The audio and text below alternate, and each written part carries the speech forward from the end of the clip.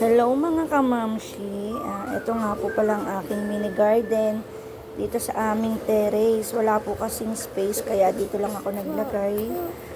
Ito ang aking mga halaman na aking mga tinanim.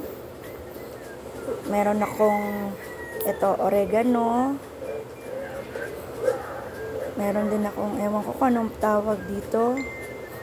Yan, meron din po akong blue butterfly na wala pang bulaklak. May kamatis din po akong tanim. Ito nga po palang aking kalamansi na hindi pa lumalaki. Meron din po akong talbos ng kamote. At ayan po ang aking sili na iisa lang ang bunga. Ito po, meron din po akong, hindi ko po alam tawag dyan, pantaboy daw po sa lamok.